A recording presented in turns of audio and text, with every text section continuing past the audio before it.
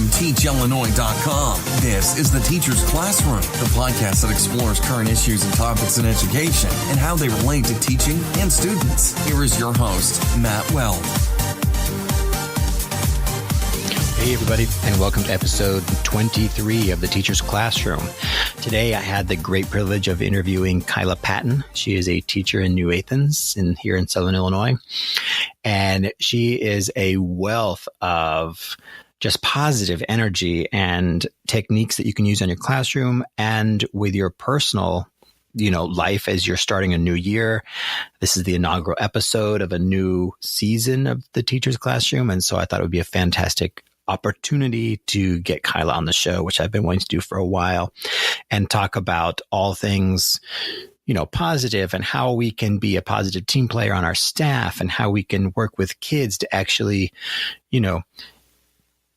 teach how to be grateful and to find joy and to be happy. And sometimes you just need to take a break in the daily routine and say, okay, this is one of Kyla's techniques that she talks about in the podcast. Let's just take a couple minutes, think of 5 things we're grateful for. And she says it's amazing, the difference that can make. So if this is your first time listening, thanks for joining us, and be sure to subscribe so that you'll be notified of new episodes. This podcast is produced twice a month and is supported by the Area 5 Regional Offices of Education here in Illinois. Information about the podcast can be found at teachillinois.com, which is an online professional development platform. Thank you for joining us, Kyla. I'm excited. This is the first episode of 2019. And so I thought I'm a huge fan of yours and all your positive energy and planning and mentorship. And I thought it would be a fantastic resource to have on this podcast as people think about 2019 or goal setting in general. So thank you so much for joining us. You're welcome, Matt. I appreciate it so much. I'm very excited. So can you just introduce yourself, tell everybody a little bit about, who you are, where you came from, where you're going, that kind of thing? Absolutely. Well, I want to give it back to you too. There's definitely throughout our relationship, I admire so many things about you as well. So I definitely wanted to take that opportunity to say thank you and give that back to you. But, my name is Kyla Patton. I'm from O'Fallon, Illinois. I have 2 boys, actually a 10-year-old and a 14-year-old boy, and they go to O'Fallon School District. My husband is an assistant principal at the high school, and I am a teacher, and I have been a teacher for 14 years now. We both have our masters in administration, but, it's incredible, both of us being in the world of education, and, you get to see both sides of things as far as being a parent, and we have both coached and then being in the classroom. And I love that full circle of, being able to really see things from all different sides and help kids. So, I was also the head volleyball coach at New Athens High School for 12 of those 14 years, and I loved it with all my heart. However, I made a decision to retire from that because my boys were getting to an age that I didn't want to miss those crucial memories and that time frame of their activities. I wanted to be there to support them and to encourage them. And, if they were having a bad moment, be able to be that, that system, cheer system for them, just to be there. So I love what I do. I'm, a teacher, and I love my students in my classroom.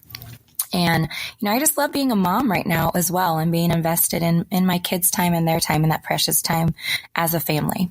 So. Well, I know that when I became a parent, my teaching changed. I no longer assigned those, what we call in our family, the P words, which stands for project. Because, when you're 20 something and single, or, just the 2 of you, you're like, yeah, everybody has time over the weekends to do that. Right. And then once I had kids, I was like, oh, I apologize to all my former families that, they are now completely optional. So, yeah. I don't know. Did your teaching change at all when you became a parent?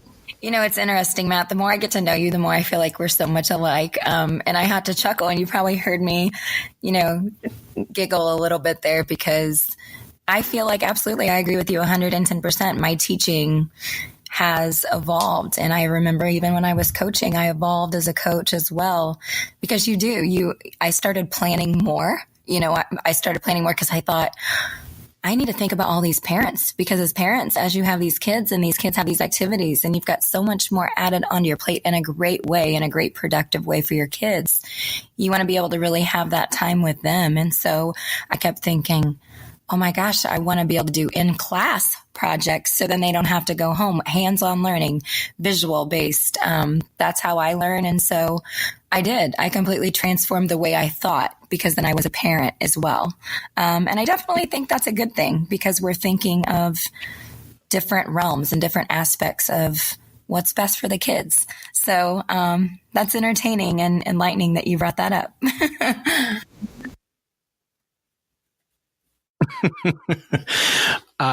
You talk about how you've kind of refocused your teaching. The other day when we were talking in preparation for this show, you mentioned how you open up your lunch period to kids. So let's dive into a little bit about your whole coaching mentality. I know I've never been like an athletic coach. I've coached like speech teams and academic teams and everything, but never the athletics. And I think athletic teams understand coaching and the way it's meant to be. So can you kind of go into that and how you approach your kids and how you lift them up? And you're more than just sports.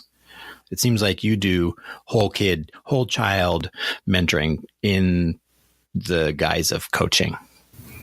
Well, I appreciate you saying that. And, I think it's important as an educator, regardless if you are mentoring kids, for student council or for speech or, like you said, there's so many realms of coaching. But I feel, and maybe this is just my kind of a passion I have, but I've always been really invested in them as a person. And when I coached for 12 years, and as I evolved and as I continue to evolve, I feel like we really need to put people first. And I know they're just kids, and sometimes, it is, hey, they're just students. But at the same time, they're people first. And so I feel like regardless of what we do in life and regardless of what we tackle and what we take on, if you have that mentality first, I think you're always going to see the best come out in people and in students and in kids, and be able to sit down and talk to them. And I know the first thing I always said every day of my practice was, more concerned about who you are as a person than who you are as a player. And, unfortunately, my job as a coach is I'm going to hurt you unintentionally because I have to choose being an athletic coach. Like you said, I have to choose a set of girls. I have to choose 6 girls, but I have to do that based on who's working together collaboratively, who's bringing each other up, who's inspiring. The puzzle pieces need to fit, but we're all in this together, and nothing's ever set in stone. We can always continue to evolve, and we can always continue to change. And if there's ever anything that you need to talk about, know that I have this open door policy.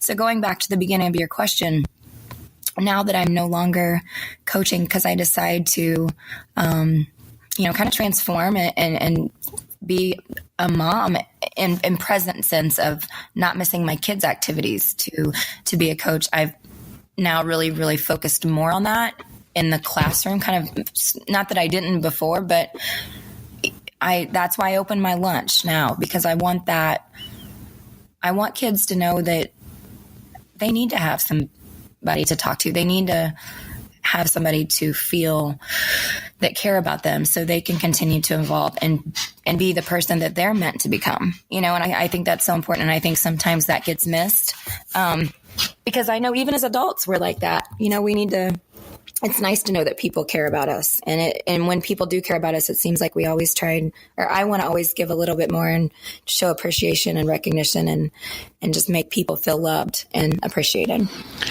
Well, yeah, just think if everyone did that. Wouldn't that be great? Oh my gosh. Absolutely. It would be a wonderful, happy place every day. All right. Okay. So, putting kids first, we talked about how you've evolved your teaching. Can you talk a little bit about how you also mentor other faculty? I know as a teacher, you have your administrative certificate, but you've never been in one of those official roles, and yet you are a teacher leader. And it's my understanding, and correct me if I'm wrong, but you've been tapped to lead professional development for your school. Is that right?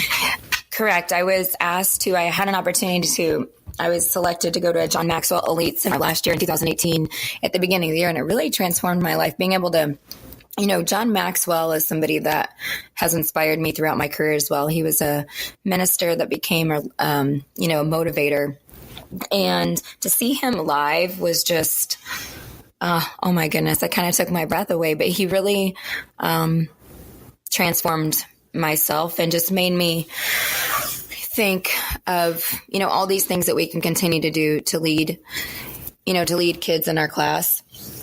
But I think it's important to, feed yourself with good so you can provide good, if that makes sense as well.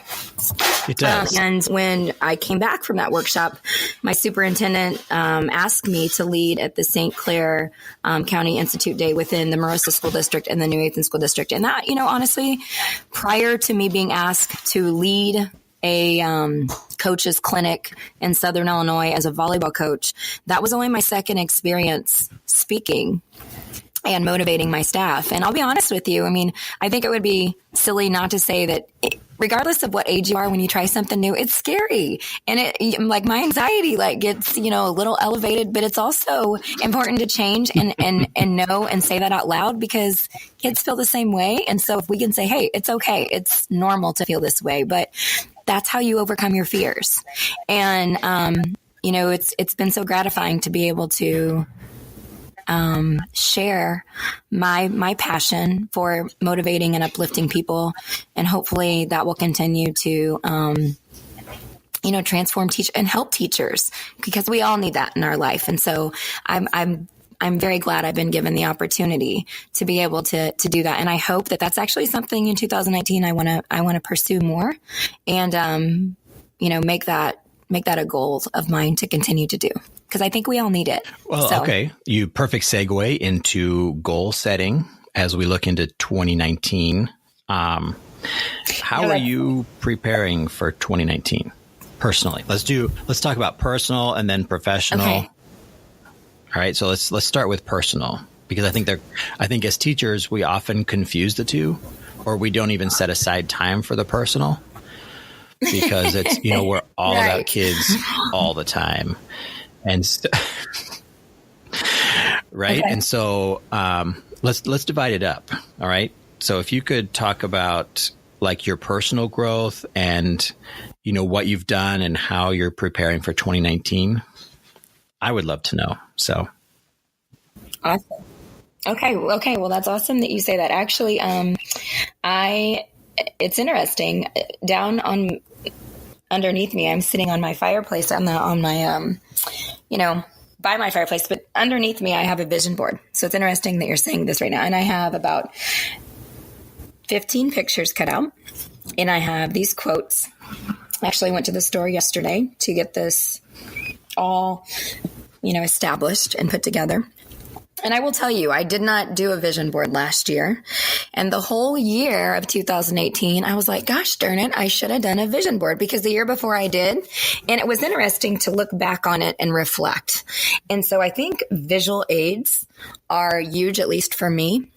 And so as far as personal, I'm a visual learner. And so I like to see this. So a vision board for me has been very good. It's been very effective. And I actually I don't know, I just really like it. And so you can have your personal, I guess you could say, goals.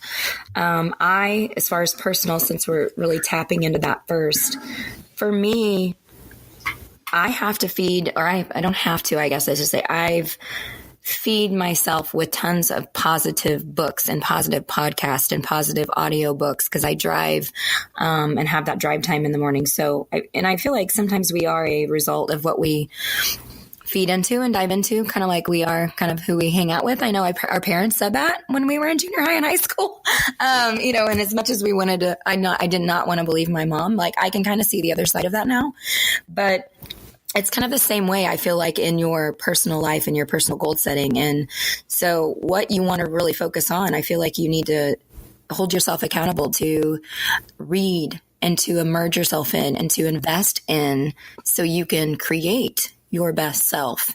And so in 2018, I really wanted to read a lot of good books and good books that provided me knowledge to become better at whatever that might be, And so personally, my goals have been to create a vision board at school and at home here. I'll probably do that with my students when I get back. But then hold yourself accountable. So kind of long-term and short-term goals. And then to be able to visually see it for me has been important. So, and read those books. So that's kind of personally. All right. So I have a couple questions based on that. I've been scribbling them down here. First of all, go back to a vision board, just in case people don't know what a vision board is. Can you describe, is it like a cork board? Is it a whiteboard? Is it one of those padded boards with ribbons crisscrossing it for photographs? What's the basic elements of a vision board? Your basic elements is, and again, you can create it. You kind of mentioned there's different, types of, 2 years ago, there's a cloth board that I had that had the crisscross ribbon. This year I actually just went to Michael's and got, it's almost like a bulletin board, and I got tacks. So, but basically, what you want your year to look like, or what you want the next phase of your life to look like. So I guess it doesn't necessarily have to be a year, but for me, it's going to be a year, and you can put your vision of what you want your year to become, or how maybe you want to evolve, to kind of hold yourself at a higher standard, or put yourself in check, or to come back to. And so, because I know I've mentioned a handful of times, I'm such a hands-on learner. I'm a visual learner. So my board has pictures of my family. That's important to me. Or this year we're really striving. We've put money down to put a pool. And so I've got pictures of what our backyard looks like now and what I want it to potentially look like, hopefully at the end of this year.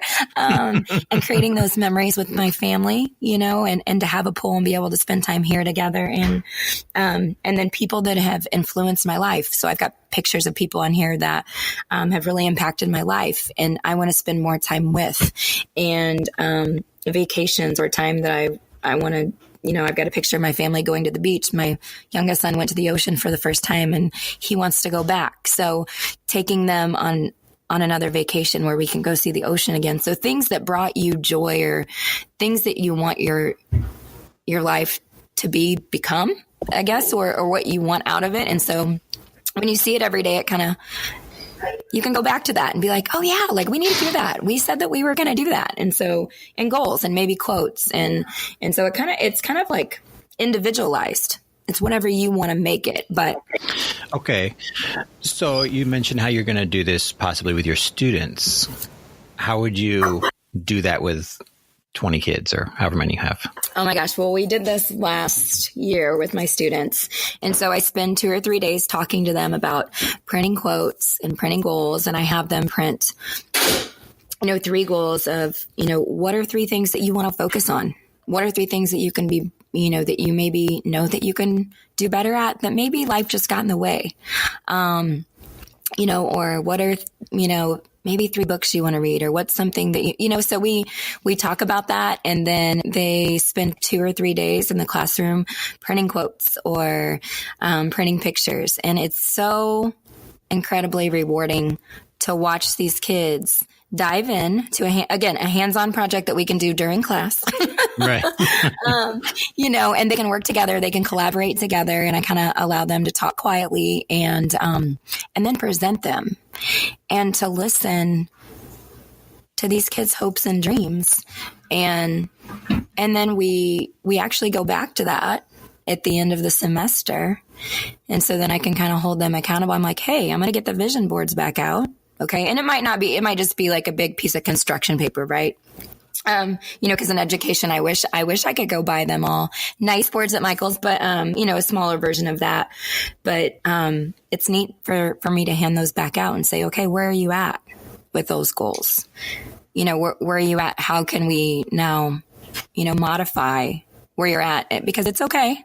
Learn to forgive yourself, because we all need to forgive it, and then let's refocus. So it's actually a project that my kids the last couple of years have really enjoyed. And I've enjoyed listening to them and seeing them create them. So yeah, that's a great idea. Are you one of those people that selects a word of the year? Oh my gosh. Yes. I did that in 2018, and I actually did a Facebook Live video yesterday about this, but I am still toying around 2 or 3 words. And what's funny is I've got, less than how many hours now, Matt, to pick that word. I've got 2 or 3 words that are really, they're jumping out at me. My word for 2018 was transformation. And I truly believe that was a word that really came full circle for me. And it, I read more than I've ever read in my life. And I transformed myself, kind of like personally, like we talked about personally, like did more self, awareness and really dug into how I can be better at being a teacher and being a mom and trying to just do the best I can. And so, but yeah, I don't know what that word is yet.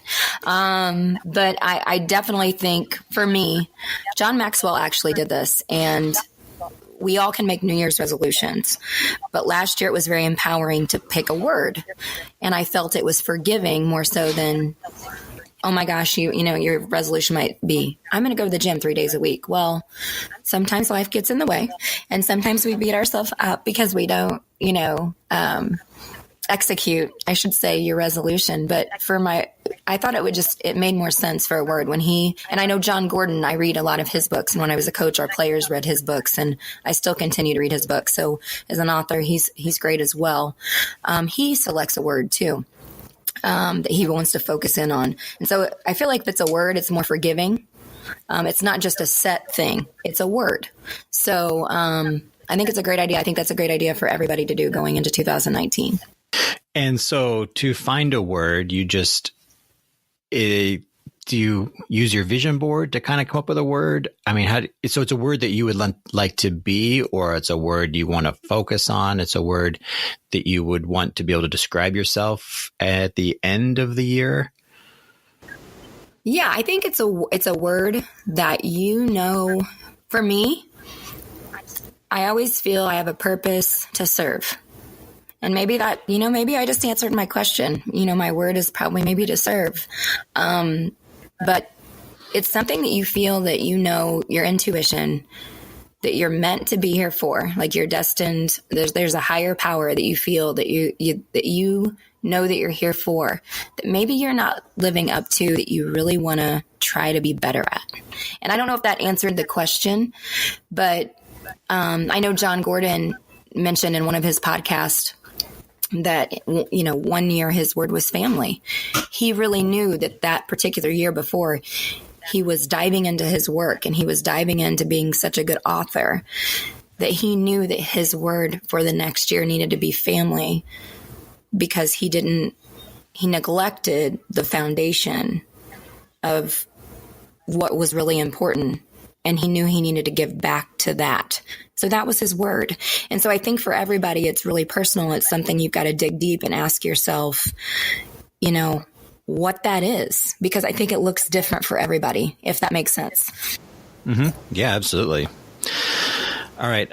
So that's the personal level. Briefly, can you just talk about, I guess, how you're a team player on your staff? I feel like you probably do that differently than most people. Do you feel that way? I just get that feeling. And so it'd be, I would like to know how you as a teacher approach your role as a team player on the staff, and how you Yes, I'm just going to stop there.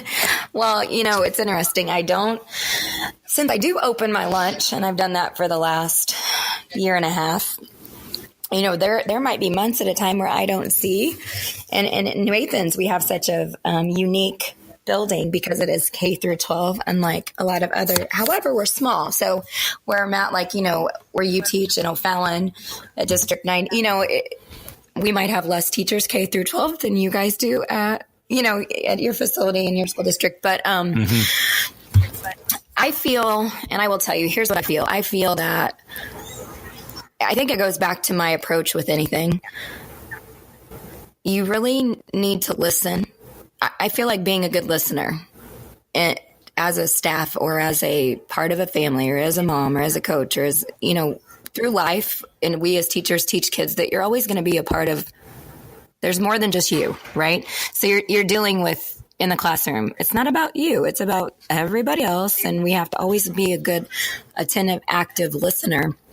And I feel like as a staff member, you've got to understand that we as individuals only think one way. And so perspective has also been a great word in 2018 for me. And I've really learned a lot from perspective. You've got to be able to listen to other staff members because in education, I feel like sometimes we feel our opinion is the strongest and the best. But if you have a staff that will listen and we could all become better active listeners, that we can really collaborate and create what's best for kids. Because my idea might be okay. And in my mind, I might think it's amazing and awesome. But if we could sit around a round table and just listen to each other and grab bits and pieces and nuggets and puzzle pieces to put together what's best for kids, I think that's really important. So for me, I think listening, and then providing. If you listen to a teacher when you're doing hall duty and maybe she's got a lot on her plate, just maybe send her a card in the mail and say, hey, I just want you to know that I think you're a great teacher and I think you're amazing with kids and I know you're going through a rough time right now, but always know that you impact the world in that classroom and you make a difference every day. So those are the kind of things that I like to do and just listen and work together and collaborate and do what's best for the kids. Well, it sounds like New Athens is lucky to have you. I don't know about that. Well, I would say so. So we've talked about your personal growth, so a little bit about your professional, how you're involved as a teacher, because this podcast is designed for teachers. So how they can kind of, take the nuggets from this podcast and then use them in their daily routine, or in this case, daily routine in the new year type of thing. So it's been fantastic. I feel like we need to touch a little bit, and we've kind of been circling around this topic, and that is of joy and happiness. And you are a very positive person by nature, I think. You did mention a little bit ago how you use your drive time, which is like 40 minutes or so? Yeah, I would say depending on Greenmount traffic. Absolutely. Right. And so you use that time though to build yourself up, to use outside resources, audiobooks, podcasts, that kind of thing. And I think part of it for you being such a positive person, A, is just who you are, but B, I think you also work on finding joy and happiness. Can you talk a little bit about that? Absolutely. And you hit on a few things right there, Matt, that I think are key elements. I've read, again, I mentioned I read books, a lot of different books this past year, and some of the books, one book in particular was my favorite, and it was called No Limits by John Maxwell. And he hits on a couple elements that you think, and it's working on being positive. It's easy for us to it's easy to let the world consume you. That's easy. That's the easy thing to do. because we all have life hitting us at different angles. However, the capacity for you to evolve and become the best version of you takes work. And I try to absolutely feed myself with positive vibes and positive energy and wake up each morning. And instead of thinking about all the things that can go wrong, like just in your daily routine, maybe the coffee, like you don't get, oh my gosh, maybe your kid's backpack, they didn't have their homework done, or they, all those little things. And you get to work and you're like, oh my gosh, this happened and this happened and this happened and this happened. And so not focus on that and not let those things get in the way, because those are just things where if you think about all the great things that you have, instead of letting all life get in the way of all the greatness you have surrounding you every day, you tend to, then you can, you're like, oh my gosh, like, look how much amazing joy there is around me right now. Like if you just stop wherever you're at, whoever's listening to this podcast right now, even I know we both mentioned where we were at while recording this podcast, but if you just take 5 seconds to look around the area where you're at, wherever you might be in the morning or different times in the day, and just look around and think about all the things you're thankful for, then a lot of times that puts it in perspective. And so does it take work? Absolutely. Because again, it's easy. And I tell my students this, we do a lesson on it. It's easy. It's normal. That's the world. It's easy to like let joy be taken away from you. But if you want to become the best version of yourself, you have to work and do daily things to let that joy illuminate and find that joy and appreciate it. And that shows through, and that shines through, I think, in people. And so I think it's important for us to teach kids that as well and be the example for that. So, and teach them like little trick or like approaches, just like what I just mentioned, like be like, hey guys, let's take a time out. Everybody take a deep breath. Just think about 5 things you're thankful for. Okay, let's regroup and let's approach it differently. And it's interesting how your mindset shifts almost to a growth mindset in those moments when you can almost take a meditation moment and people can do that. And you find so much joy. And I think that's really important. And I have to work at it every single day. So, yeah. Yeah. So that's really powerful. Just taking a break with your kids. That's a huge takeaway right there, because anyone can do that, But you also mentioned how you actually teach kids. Like this is a direct instruction lesson, or is it something that's just always embedded in your? I think it's something that I know I mentioned earlier in the podcast. My first day in the classroom with the kids, even going back, is again, I'm more worried about who you are as a person than who you are as a student. Like some students' best might be a C+ or a B-. But if I know that student's giving the best, and so I feel like I kind of have one of those talks at the beginning of the year, and there might be times that we reset. And I might say, hey guys, let's take a break. Everybody, I need your attention. Think about 5 things you're thankful for. Okay, now, or let's regroup. I think I kind of set the tone at the beginning of the year, and then throughout the semester, we'll do different, and there's been times, even my homeroom, I have homeroom at the beginning of the day that we'll do little 4-minute clips after I do lunch count of belief or confidence, just to start their day with something great, because we might, as teachers, we are sometimes the ones that have to be the ones that reset those kids or take a time out or provide that, because who's going to do it for them? We don't know if they're getting that at home. We don't know if they even know the coping mechanisms to be able to do that or even have the ideas. So we need to take it upon ourselves as teachers and as leaders in our classrooms and as parents to be able to provide that for them. So, this has been great advice. I feel motivated already to get into the new year. You're going to do your vision board today, right, Matt? I'm seriously thinking about, one year I kind of like toyed around with a word like, oh yeah, I should have a word because everyone else is having a word. But I feel like that could be very powerful. And I think a vision board where you could see it every day, because I'm a visual person as well. And so I think that would be a great idea for me to do too. All right. So to wrap this up, because I know your time is valuable,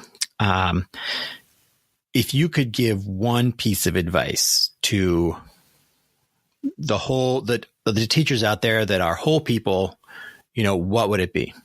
Well, it's interesting you said that. And so I was kind of looking at some quotes, and I found one that really spoke to me this morning as I was kind of thinking about our podcast and you just giving me the opportunity. And again, I thank you for your time as well. This is my first podcast, and I'm so excited that it was with you because you're such a great teacher as well, and you inspire me, Matt. But I came across this quote, and it says, so this is kind of my the last kind of segment to end on, but as teachers and as educators, being in the classroom, it's if your actions inspire others to dream more, learn more, do more, and become more, then you're a leader. And I just think that's important, that no matter if we're with our kids, regardless of if they're students, because I feel like sometimes my students are my kids too, but in any aspect, that was really powerful. So fantastic. Well, Kyla, thank you so much for your wisdom today and for joining us for this inaugural podcast of season 2 of the Teacher's Classroom. I appreciate your time, and you're fantastic. Thank you. I think the same for you, Matt, and have a wonderful 2019. Thank you for listening to the Teacher's Classroom, which is part of the Illinois Area 5 Professional Development and Innovation Initiative. I'm your host, Matt Weld. Please subscribe to the Teacher's Classroom podcast and share today's episode with your colleagues. You can follow Teach Illinois on Twitter at TeachILPD, and I can be found at Matthew Weld. You can find and subscribe to the Teacher's Classroom on iTunes, Stitcher, Google Podcasts, Spotify, pretty much wherever you find your favorite podcasts. Have a fantastic rest of your day. Thank you for joining me for this brief time in your day. And I look forward to having you here next time on the Teacher's Classroom.